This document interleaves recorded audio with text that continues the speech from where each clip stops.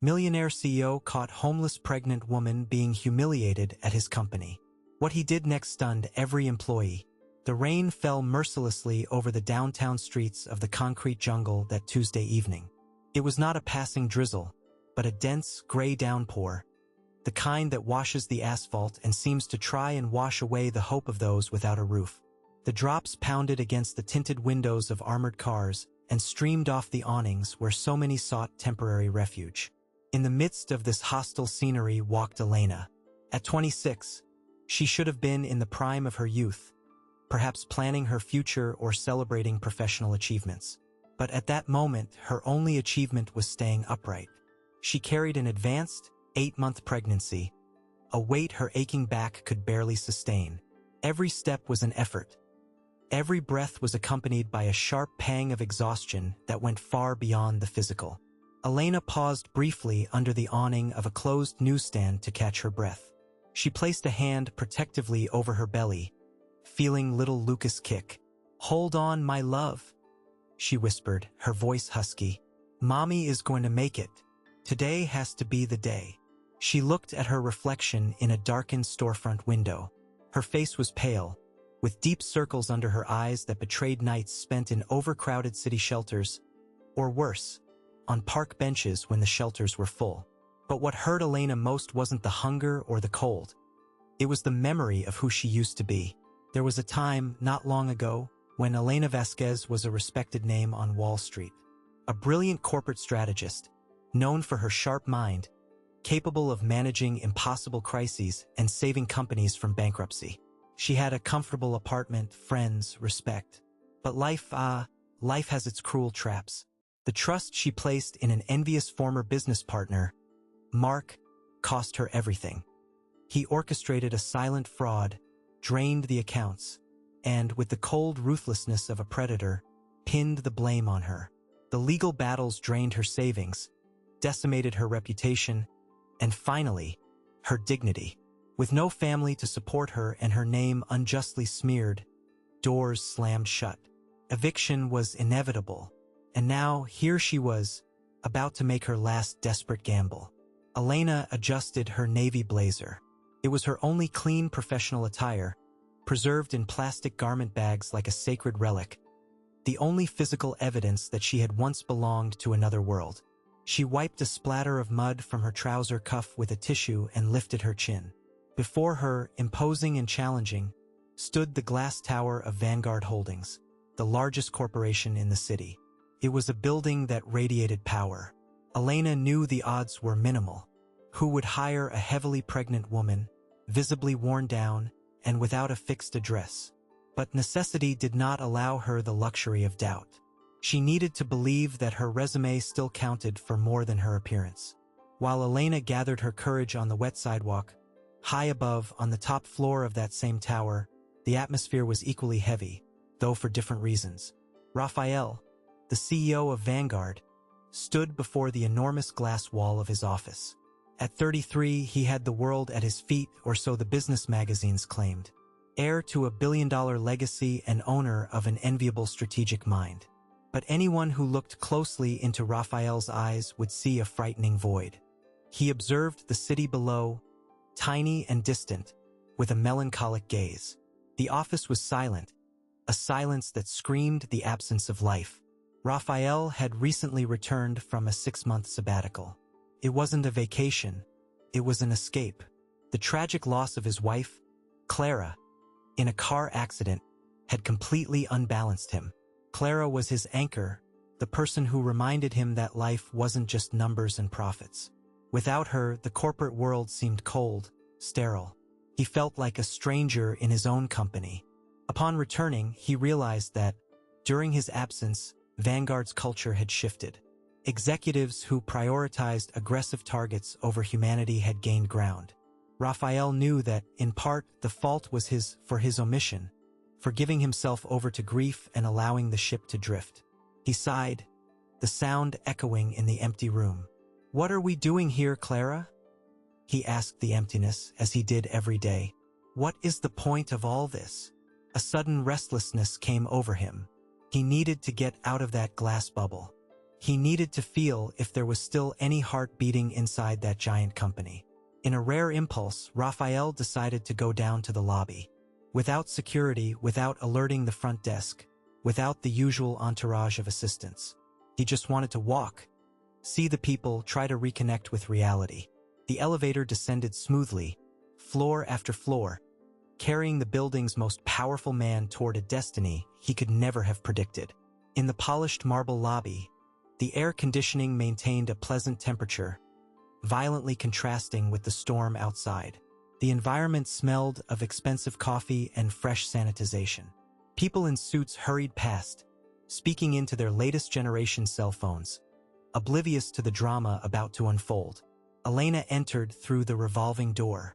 The contrast was immediate and painful. Her clothes, though clean, were damp and slightly wrinkled. The swelling in her feet caused her to limp slightly, and her hair, pulled back in a simple bun, had strands loose from the humidity. She clutched an old plastic folder containing her resume, protecting it against her chest like a shield. She approached the reception desk. The receptionist, a young woman more engrossed in her computer screen than in people, didn't even look up immediately.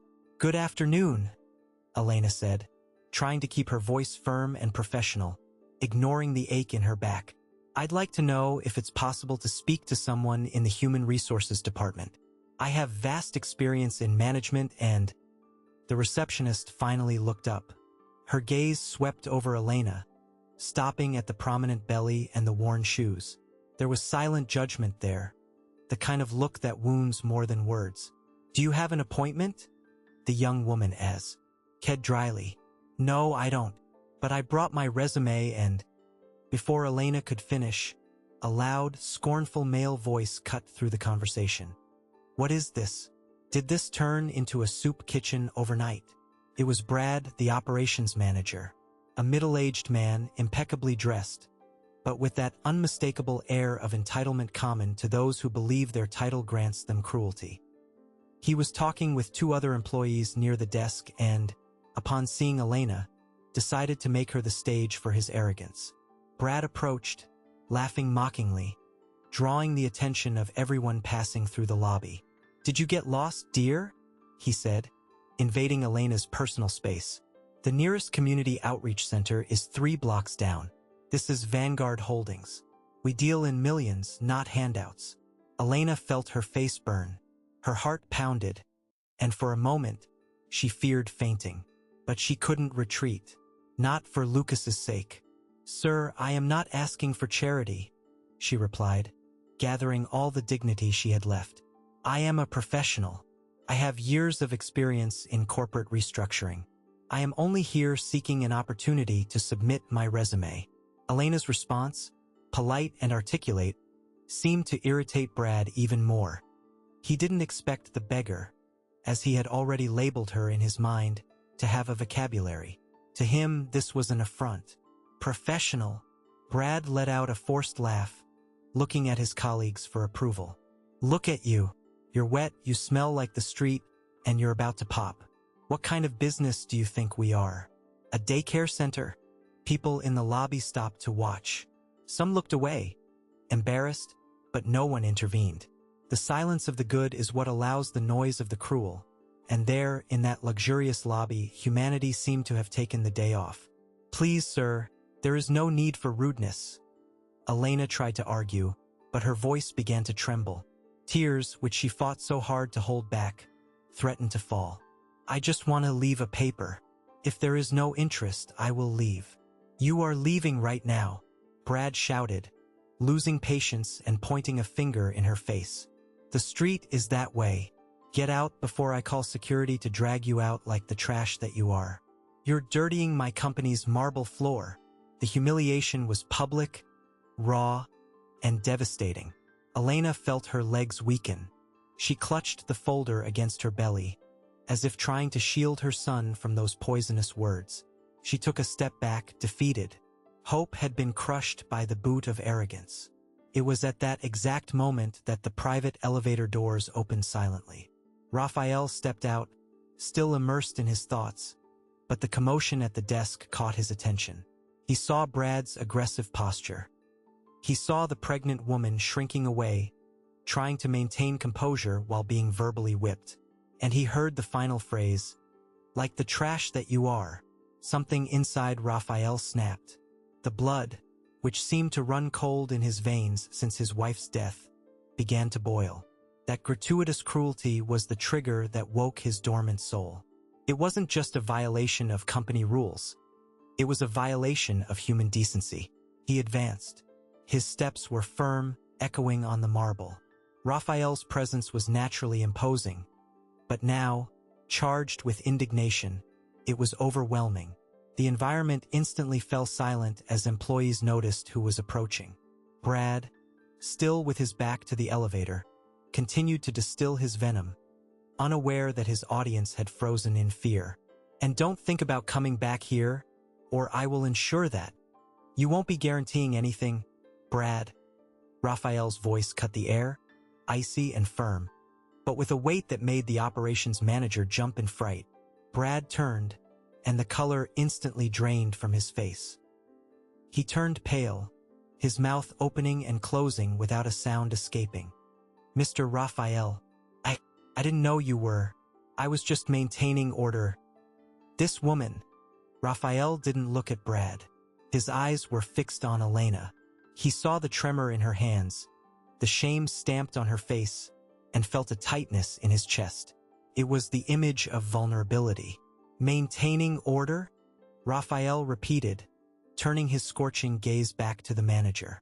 "Humiliating a pregnant woman in front of everyone is your concept of order? Calling a human being trash is the culture you promote in my name. Sir, she's a beggar. I was just protecting the company's image." Brad tried to justify, sweating profusely. "The only person staining the image of this company right now is you," Raphael declared, his voice echoing through the lobby. "Anyone who dares to act with such a lack of humanity will never set foot on this floor again. Get your things, Brad. You're fired. Effective immediately." A murmur of shock rippled through the lobby. Brad, trembling, tried to argue, even attempted to kneel to apologize, pleading time of service and loyalty, but Raphael's decision was irrevocable. With a dry gesture, the CEO signaled to security, the same security Brad had threatened to use against Elena, to escort the former manager out. Raphael took a deep breath, trying to calm his own adrenaline, and turned to Elena. His demeanor changed completely. The rigidity of the executive gave way to cautious gentleness. "Are you all right, ma'am?" he asked softly. "I am deeply sorry for what happened. This should never have occurred." Elena was in shock. She could barely process that the man who had just defended her was the owner of everything around them. I'm fine," she stammered. "Thank you, sir. I'll go."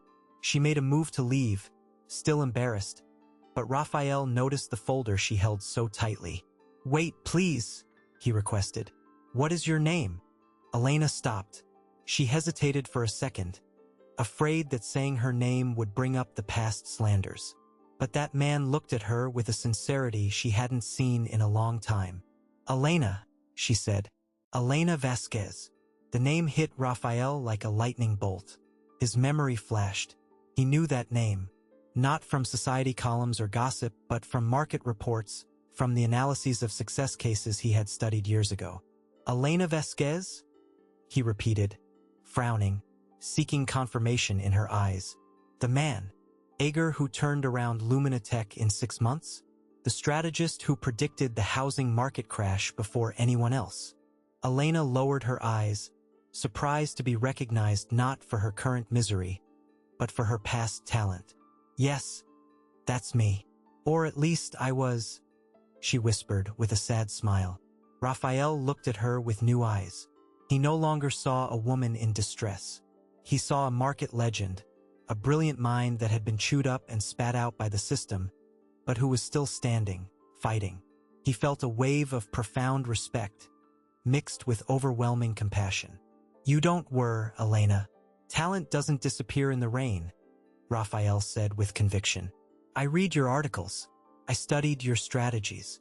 It's an honor to meet you, though I deeply regret the circumstances." He extended his hand to her, ignoring the dirt or the dampness. "I'm Raphael, and Vanguard desperately needs someone with your vision. If that resume is still available, I'd like to hire you, right now, as our new Chief Strategic Officer." The tears Elena was holding back finally spilled over, but now they were tears of relief. The world spun around her, from trash to Chief Strategic Officer, in a matter of minutes. It seemed like a dream, a feverish delusion. You're serious, sir?" she asked, her voice failing. "I've never been more serious in my entire life," Raphael replied. He turned to the receptionist, who was watching everything with her mouth agape. "Please, get Mrs. Vasquez some water and something to eat in the executive conference room. And call the company doctor to check on her and the baby." Raphael gently touched Elena's elbow, guiding her away from the curious stairs toward the gilded elevators. "Let's go up, Elena. We have a lot of work to do. And the first task is ensuring you and your son are safe." The transition to this new reality was not simple. Real life is not a fairy tale where a magic wand solves everything instantly. Elena entered the elevator still traumatized by the speed with which life could be cruel, but also the speed with which it could be merciful. In the hours that followed, Raphael was impressively efficient. He didn't just sign her employment contract, he acted like a human being. Realizing she had nowhere to go, he activated the real estate department and provided a fully furnished corporate apartment, just 2 blocks from the office. "It's temporary until you get stable," he said, handing her the keys that same night. "But consider it your home." He also advanced 3 months' salary. "For the nursery," he justified, although he knew she needed much more than baby clothes. She needed dignity. She needed to know she would have food to eat the next day. Elena held the envelope and the keys, sitting in the soft chair of his office, and she cried. She cried everything she hadn't cried during the months of cold and hunger. And Raphael, who was immersed in his own grief, felt something strange happen. In trying to mend the life of the stranger, he felt a tiny crack in his own armor of sadness. For the first time in 6 months, he felt useful. In the days that followed, Elena's presence at Vanguard caused a silent earthquake. She faced looks of suspicion in the hallways. The whispers of the office rumor mill were constant. The boss's protege, the street woman who turned executive. But Elena had a powerful weapon, her competence. She wasted no time. With her heavy belly and swollen feet, she dove into the work. She reorganized departments that were stagnant, streamlined bureaucratic processes, and most importantly, brought a humanized vision that the company had lost. She treated the janitors with the same respect she treated the directors, and this began to change the organizational climate. Raphael watched everything, admiringly. He found in her presence a reason to get out of bed with enthusiasm. He began to adjust his own routine. He left the office earlier to ensure Elena didn't work excessive overtime. "You need rest, Elena. Lucas needs his mother to sleep," he would say, using the name of the baby she had shared. He began accompanying her to some doctor's appointments, under the pretext of taking care of his most valuable employee, since she had no one else. In the obstetrician's waiting room, while other couples waited hand in hand, Raphael stayed there, reading business magazines, but attentive to her every move, making sure she had water, that she was comfortable. It was an unlikely connection, a widowed billionaire and a pregnant former homeless woman. But the pain they both carried served as a bridge. They understood what it was to lose everything. One night, about 3 weeks after the hiring, they were in the office reviewing a complex report. The rain beat against the window, recalling the day they met. They ordered dinner, Chinese takeout, served in the boxes, far from corporate etiquette. It was there, between a spring roll and a sales graph, that their guards dropped. Elena told him the complete truth about the injustice she had suffered. She spoke about her former partner, Mark, the fraud, the impotence of seeing her name dragged through the mud. Raphael listened in silence, his jaw clenched with anger at the injustice, but touched by her integrity. She didn't want revenge. She just wanted peace to raise her son. In return, Raphael opened up. He talked about Clara.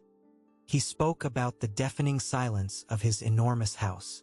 He spoke about the fear of never being able to build a family again, of being just the rich, sad CEO for the rest of his life. "I thought my life had ended when she left," Raphael confessed, looking at the rain outside.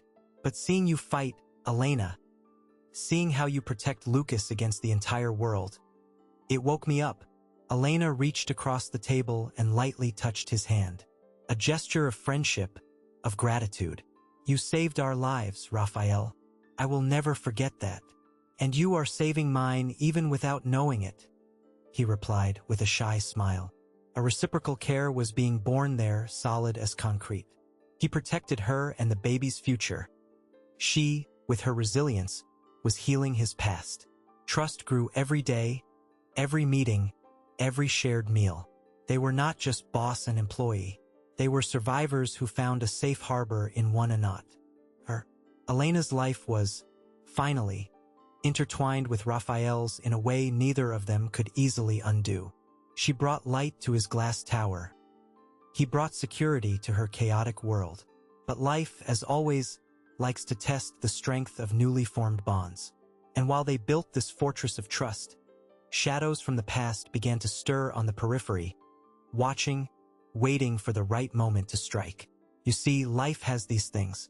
Sometimes, the most important encounter happens at the moment of greatest desperation. Raphael and Elena thought the worst was over, that the storm had remained outside that revolving door. But are gratitude and competence enough to erase the deep marks of past traumas? Or will this beautiful connection resist when distrust knocks at the door again? If you were Raphael, would you have had the guts to fire a longtime manager to defend a total stranger? And if you were Elena, could you trust someone powerful again after everything you've suffered? Drop your thoughts in the comments below. Don't forget to hit the like button and subscribe so you don't miss how this story unfolds. Trust me, the next part will test their bond like you won't believe. See you in part 2. The days turned into weeks, and the routine at Vanguard Holdings began to take on a new color. That glass tower, once cold and silent like a mausoleum, started to have life. And life had a name, Elena Vasquez. Elena's belly grew visibly, and with it, grew the respect she earned floor by floor. It wasn't easy. You know what the corporate world is like. Full of inflated egos and back-patting that hides daggers. When Elena entered a meeting room, the silence was heavy. The older directors, those accustomed to giving orders, wrinkled their noses. To them, she was still the woman who came from the street. But Elena had something that no money can buy: competence and an iron will.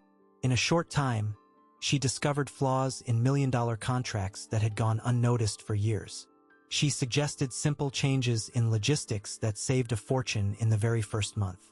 When she opened her mouth to talk about numbers, the room fell silent, not out of contempt, but out of reverence. She knew what she was doing. And Raphael? Raphael was different. The man who looked at the city with sadness now hurried to the office. He told himself it was just concern for the investment he made in his new manager. But deep down, everyone knew it was more than that. He unconsciously created a shield around her. If a meeting ran late, Raphael was the first to raise his hand and say, "Let's wrap this up. Elena needs to rest." He had her chair replaced with a top-of-the-line ergonomic one to ease her back pain. And in an act that shocked the secretaries, he began eating lunch in the company cafeteria, sitting at a table with Elena to discuss strategies, and, of course, to make sure she was eating well. Their friendship blossomed in the details. It was the short conversations in the elevator, the decaf coffee he left on her desk without a word, the shy smile she gave him when he told a bad joke trying to lighten the mood. Raphael, who thought his heart had closed forever after Clara's death, discovered there was still room to care for someone. He didn't see Elena with romantic intentions at that moment. He saw her as a battle companion, someone who understood the pain of loss and the fight to get back up. But, as the saying goes, the nail that sticks out gets hammered. The proximity of the two did not go unnoticed. In the hallways, the company grapevine was working at full speed. "Did you see? The boss looks like a father to that baby," whispered an assistant in the break room. "Do you think it's his son? They say she was an executive before. Maybe they already knew each other," speculated another. These venomous whispers, though low, prepared the ground for what would come next. But for now, Raphael's protective bubble worked. The moment that changed everything happened on a Thursday afternoon during the quarterly presentation to the board of directors. The room was full. Men in gray suits with serious faces awaited the numbers. Elena was standing, presenting the growth charts. She spoke with passion, dominating the room. Raphael watched her from the head of the table with undisguised pride. Suddenly, Elena paused. The marker fell from her hand, hitting the floor with a dry thud. She placed a hand on her stomach and let out a muffled groan, bending over in pain. A trickle of water ran down her legs, wetting the expensive conference room carpet. The panic was instantaneous. The board members stood up, stunned, unsure what to do. Some backed away, as if the pregnancy were contagious. But Raphael didn't hesitate for a second. He leaped from his chair, knocking over his own agenda, and ran to her. "Elena, look at me," he said, holding her shoulders firmly, but gently. "Breathe. It's too early, Raphael. There's still a month left," she whispered, her eyes wide with fear. Lucas will be fine, and so will you." Raphael ignored the protocols. He didn't call his secretary, didn't wait for the ambulance. He picked Elena up in his arms right there, in front of the entire board, as if she were made of feathers. He carried her out through the hallways, yelling for the elevator. In his car, an armored, fast sedan, he drove like a getaway driver to the maternity hospital, holding her hand the whole time, saying words of encouragement, promising that nothing bad would happen. In that hospital, the hours dragged on. Since Elena had no family, Raphael refused to leave her side. He, who months earlier had cried over death in a hospital room, was now witnessing the miracle of life. When little Lucas's piercing cry echoed through the delivery room, Raphael felt tears stream freely down his face. The baby was small, premature, and would need care, but he was strong. When the nurse cleaned the boy and handed him to Elena, she kissed him with a devotion that moved everyone. And then, exhausted, she looked at Raphael and held out the small bundle. "Hold him?" she asked, her voice weak. "He needs to meet the uncle who saved his life." Raphael took the baby with tremendous care. Lucas was tiny in his large hands. Looking at that crumpled face, Raphael felt something he thug. HT was dead inside him. The desire to belong, the desire to protect. There, in that white, sterile room, a silent and sacred commitment was formed. He promised himself, and the memory of his wife Clara, that nothing bad would happen to this new family that, accidentally, he was beginning to feel was his own. The following months were filled with a fragile but genuine happiness. Raphael provided everything: the best pediatrician, the safest bassinet. He even bought a portable crib to keep in Elena's office so she could return to work gradually, as she wished, without being separated from her son. Seeing the CEO playing with the baby between meetings humanized Vanguard. It seemed like the sun had finally returned to shine for everyone. But happiness, my friends, sometimes attracts shadows. And Elena's shadow had a name: Mark. Mark was the former business partner, the man who destroyed her life to save his own skin. He lived in luxury, believing Elena was rotting in some shelter or ditch. Until one Sunday morning, he opened the business section of the newspaper and saw a picture. A small note about the new humanized era of Vanguard. And there she was in the background, smiling next to Raphael at a ribbon-cutting ceremony. Mark's blood ran cold. If Elena was with Raphael, one of the most powerful men in the country, it was only a matter of time before she used Vanguard's resources to reopen the case, investigate the fraud, and put him in jail. Mark's fear turned into hatred. He needed to act before her. He needed to destroy her credibility once and for all so that not even Raphael could save her. Mark was cunning. He didn't attack physically. He attacked where it hurt most: trust. With the help of hackers and shady contacts, he fabricated an impeccable dossier. Fake digital documents, but perfect to a layman's eyes, showing transfers of small amounts from Vanguard's account to an account in the Cayman Islands, registered in Elena's name. But he didn't stop there. Mark knew Raphael was an emotionally wounded man, so he planted the final venom. He spread a blind rumor in the tabloid press and, through anonymous sources, leaked information to the Vanguard board that Elena was, in fact, an industrial spy planted by a rival competitor, and her baby. Well, the rumor mill suggested he was the result of an affair with this rival. The bomb exploded on a rainy Monday. Raphael was summoned to an emergency meeting with the board. When he entered, the atmosphere was funereal. The board chairman, a man who never fully accepted Elena's hiring, threw the folder onto the table. "We warned you, Raphael. You let emotion guide business. You put a fox in the henhouse." Raphael read the documents. The forged bank transfers, the fabricated emails exchanged with the supposed competitor. Everything looked too real. The date of the transfers coincided with the days he gave her unrestricted access to the financial system. Raphael's mind, still traumatized, short-circuited. Doubt is a venomous creature.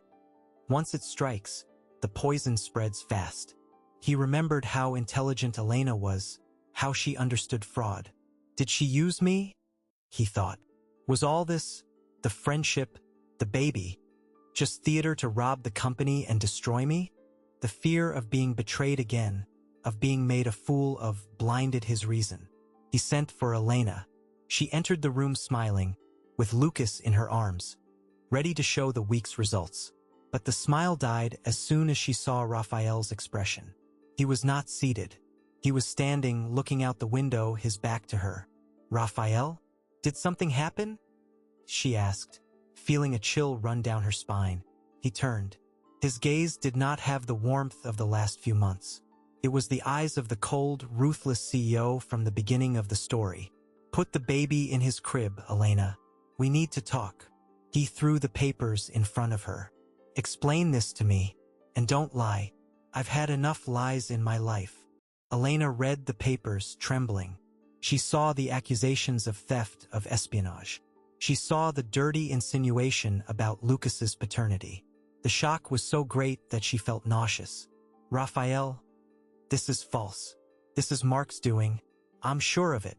He must have found out I'm here and—" "Mark!" Raphael laughed, a bitter, hollow sound. "Always the victim, aren't you, Elena? It's very convenient to blame a ghost from the past. The evidence is here. The money left the account that only you and I have access to. You're doubting me?" Her voice came out choked, wounded. "After everything we've been through? After you held my son the moment he was born? Do you really think I'm capable of this?" Raphael hesitated. For a second, he wanted to hug her and say he believed her. But fear spoke louder. The pressure from the board, the trauma of his loss, the insecurity. It all weighed heavily. "I don't know who you are anymore, Elena. The facts say you are robbing me. I need you to step away from your position while we conduct a full audit." That was like a slap in the face. No, it was worse. It was a stab to the heart. Elena realized that, despite everything, to him, she was still the stranger he had picked up off the street. The trust she thought was concrete was actually glass, and it had just shattered. Elena did not scream. She didn't make a scene. The dignity she maintained when she was homeless, she maintained now. She picked Lucas up from the crib, hugging him tightly to her chest. "I thought you truly knew me, Raphael," she said, silent tears streaming down her face. "I thought we had built something real. But I see that, for the powerful, it's easier to believe a piece of paper than the character of a person." She took the ID badge from her neck and placed it gently on the table, next to the false evidence. "I won't stay here to be humiliated again. I will prove my innocence, but I will do it far away from you." "Elena, wait. I didn't tell you to leave, I just said that." Raphael tried to argue, feeling panic set in, but pride locked him up. "Goodbye, Raphael." She turned her back and walked out. She passed through the hallways with her head held high, ignoring the curious stares, entered the elevator and descended. She walked out through the same revolving door she had entered months ago. The rain, ironic, ally was just beginning to fall outside. Raphael was left alone in the immense room. The silence returned, but now it was deafening. He looked at the empty crib in the corner of the room, where little Lucas had been sleeping moments before. He looked at her badge on the desk. The feeling of victory the board expected did not come. What came was a hole in his chest. Raphael sat in his chair, hands on his head, and felt the crushing weight of his mistake. But pride is a powerful drug, and he refused to run after her. He convinced himself he was protecting the company. But deep down, he knew he had just expelled the only light left in his life. Meanwhile, Elena walked down the wet sidewalk, shielding her son with her own body. She no longer had the corporate apartment, she had no salary, and her reputation was being destroyed again. She was alone, wounded, and with a baby in her arms. It seemed like the end of the line. The cycle of pain had closed. My friends, it is heartbreaking, isn't it? See how fear and distrust can destroy in minutes what took months to build. Raphael, with all the money in the world, acted like a frightened, wounded boy, and poor Elena relived the nightmare of being wronged. But this time, it came from the person she trusted most. Now I ask you, if you were in Elena's shoes, would you have tried to defend yourself more, or walk away with your dignity intact like she did? Write betrayal in the comments if you think what Raphael did is unforgivable. Hit that like button and subscribe because the conclusion of this story. Oh friends, the next part brings a twist that will make Mark regret being born and put love and forgiveness to the ultimate test. You cannot miss the emotional conclusion in the next part. Elena's absence plunged Vanguard Holdings into a silence that neither the constant hum of servers nor the ringing of telephones could fill. In the days that followed her termination, Raphael tried to revert to his old routine, that cold armor he wore like a second skin before meeting her. But something fundamental had changed. The armor no longer fit. He spent hours staring at the empty chair in the conference room. The portable bassinet, which he had so enthusiastically ordered, remained in the corner of the office, now covered by a white sheet, resembling a small ghost haunting the executive suite. Employees, sensing the boss's dark mood, walked on tiptoes. The new humanized era seemed to have evaporated along with the woman who inspired it. Meanwhile, across the city, Elena's reality was much harsher than the silence of a luxurious office. She did not return to the streets, she had promised Lucas that, but what little she managed to rent with the remaining money was not much better. It was a cramped room in the back of a house on the outskirts, with ceiling leaks and a thin mattress on the floor. Elena looked at her sleeping son, oblivious to the chaos, and felt a mixture of deep love and cold anger. She no longer cried. The tears had dried the moment she handed over the ID badge. Now, what motivated Elena was justice. They think they can discard us like trash, Lucas? She whispered, stroking the baby's tiny hand. But your mother is not trash, and we are going to prove it. Elena knew her former partner, Mark, was behind it. She knew his modus operandi, cowardly and digital. During the nights while breastfeeding, Elena used an old, slow laptop she had borrowed from the landlady. She began sifting through backups she had kept for years in an encrypted cloud, files that contained the original evidence of the fraud Mark had committed in the past. She had been afraid to use them before, fearing physical retaliation. But now, with nothing left to lose, Elena was ready for war. In the glass tower, doubt began to consume Raphael. Not doubt about Elena's guilt, but about his own sanity for believing such conveniently presented evidence. On a Wednesday afternoon, he was reviewing the incriminating documents for the 100th time. Something caught his attention. A tiny detail, almost invisible to someone unfamiliar with her routine. The time of one of the supposed illegal bank transfers. The record showed 2:30 p.m. on a Tuesday. Raphael frowned. On that specific Tuesday, at 2:30 p.m., Elena had been at the hospital for an emergency ultrasound. He had been with her. He held her hand while the doctor monitored Lucas's heartbeat. She hadn't been logged into any computer. Raphael's heart stopped for a second and then returned with violent force. "My God," he murmured, feeling his stomach twist. "I was set up." Shame hit him like a physical punch. He hadn't trusted the woman who slept in the office to finish reports, the mother who fought tooth and nail for her son. He trusted a piece of paper printed by his enemies. Raphael did not call the company security. He knew that if Mark had managed to plant evidence, he could have informants inside Vanguard. Raphael grabbed his personal phone and called an old contact, a digital forensics specialist who used to work for the FBI and now ran a private consultancy. "I need you to trace the origin of a dossier," Raphael said, his voice trembling with rage. "And I need it yesterday. Money is no object." The truth is, within 48 hours, the specialist delivered the verdict. Not only were the documents fake, but the digital trail, though well hidden, led to a ghost server paid for by one of Mark's shell companies. And there was more.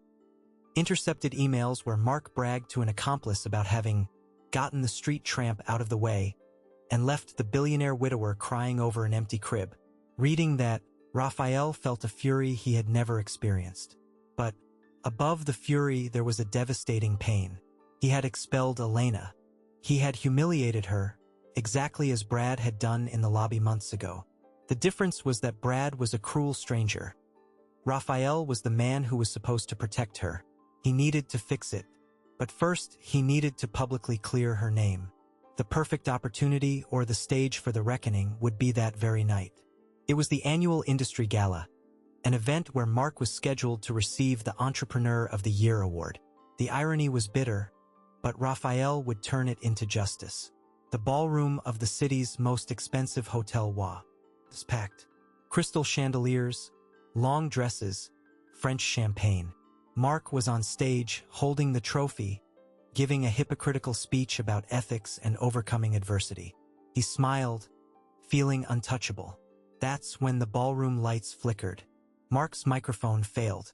On the giant screen behind him, where the award logo should have been, the image abruptly changed. Raphael entered the ballroom, walking down the central aisle. He wasn't wearing a tuxedo. He was in his office clothes, his tie loose, his face tired, but his eyes burning. Everyone turned to him. "Excuse the interruption," Raphael's voice boomed. Projected by a sound system his technical team had hacked minutes earlier. "But I think the award for biggest fraud of the century hasn't been handed out yet." On the screen, the real documents began to scroll. The evidence of the old fraud against Elena, the emails mocking the trap he set, the banking records showing Mark paying hackers to forge the evidence against her at Vanguard. The murmur in the audience turned into gasps of shock. Mark, pale as wax, tried to get off the stage but was stopped by two police officers whom Raphael had previously alerted with the evidence in hand. "You thought you could destroy an honest woman's life twice and get away with it, Mark?" Raphael shouted, pointing at Elena's former partner. "Elena Vasquez has more integrity in her pinky finger than you have in your entire miserable existence." Mark was handcuffed right there, under the merciless flashes of photographers and the judgment of the business elite. Corporate justice was done. Elena's name was cleared, but Raphael did not stay to see the outcome. He didn't want applause. He felt an even greater emptiness. He ran out of the hotel, got into his car, and sped off. The rain was torrential, thick and heavy, exactly like the day they met. It seemed the sky was crying along with him. The detective had located Elena's address that morning. It was a distant, humble place, difficult to access. Raphael drove through potholed streets, the luxury car clashing with the landscape of simple houses and peeling walls. Every mile was a needle in his heart. How could I have let her end up here? He wondered, punching the steering wheel. He parked in front of the rusted iron gate. He got out of the car without an umbrella, letting the water soak his expensive suit, his Italian shoes, his hair. He needed to feel that cold. It was his penance. He knocked on the wooden door swollen with humidity. Once, twice. Inside, Elena stiffened. She had seen the news of Mark's arrest on the room's old television. She knew Raphael had done it, but she hadn't expected to see him there. She hesitated. Her heart wanted to open the door, but the hurt gripped the knob. When she finally opened it, the image she saw disarmed her. Raphael, the most powerful man in the city, stood there, drenched, trembling, with red eyes and an expression of raw despair. "Elena!" His voice cracked, swallowed by the noise of the rain. She didn't invite him in. She stood in the doorway, holding the door like a shield. "You cleared my name," she said, her voice firm, but low. "Thank you for that. I didn't come here because of your name, Elena. I came here because I am an idiot. A coward." Raphael took a step forward but stopped, respecting her space. "I saw the fake documents, and instead of trusting what I felt, what I knew about you, I let my fear speak louder. I was afraid of being betrayed again, and I ended up betraying the only person who was true to me." Elena looked at him. She saw the water streaming down his face, mixing with what appeared to be tears. "You hurt me, Raphael. You looked into my eyes and chose to believe a lie. You sent me away with my son in my arms.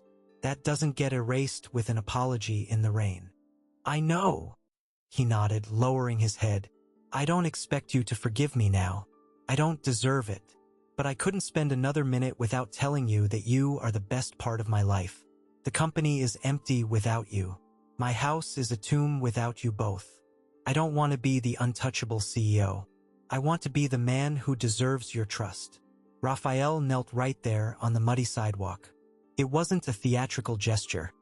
It was a total surrender. "Please, Elena, don't come back for Vanguard. Don't come back for the salary. Come back because I don't know how to be myself without you teaching me how to be human." Lucas's cry echoed from inside the room. The sound broke the tension. Elena looked at the man kneeling in the rain and then inward, at the makeshift crib. She saw the truth in Raphael's eyes.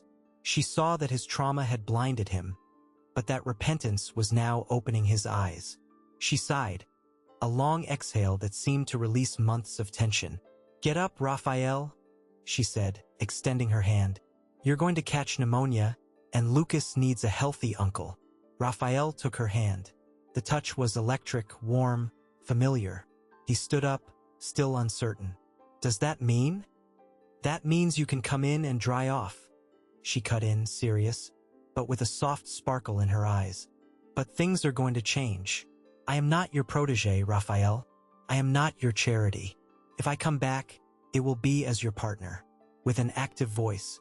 And trust. You'll have to earn that back day by day. Take it or leave it." Raphael smiled. It was the first true smile in weeks. I accept any condition. Partner, boss, whatever you want. As long as you are there." They went inside. And in that small, damp room on the outskirts, while Raphael dried his hair with a worn towel and played with Lucas's tiny fingers, the true reconstruction began. Not of the company, but of their souls. It became clear that the true villain of the story was not Mark, but the lack of communication and the fear of loving fully after so many wounds. Epilogue. A year passed. Time, that silent artisan, took charge of polishing the edges and healing the scars. Vanguard Holdings was unrecognizable. The glass tower was still there, imposing, but what happened inside was different.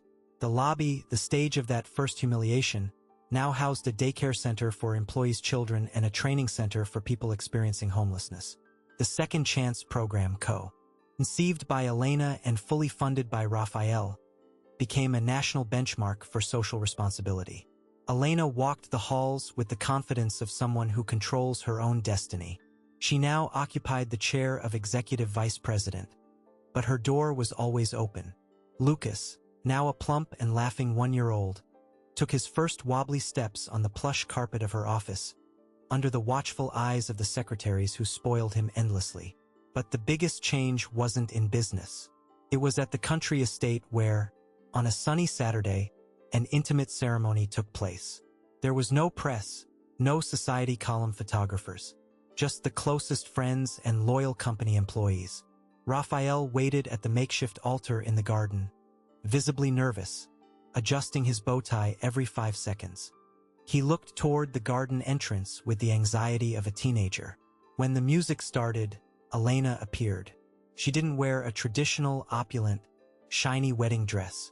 She wore a simple, fluid, cream-colored gown that danced in the wind. She walked hand in hand with Lucas, who tried to run toward Raphael. Seeing the two coming toward him, Raphael felt his eyes well up. He remembered the woman drenched in the lobby, the wounded executive, the mother lioness. and he thanked, silently, for that rainy day that seemed like a curse, but was, in fact, the greatest gift destiny could give him. The ceremony was brief, but the words spoken there carried the weight of eternity.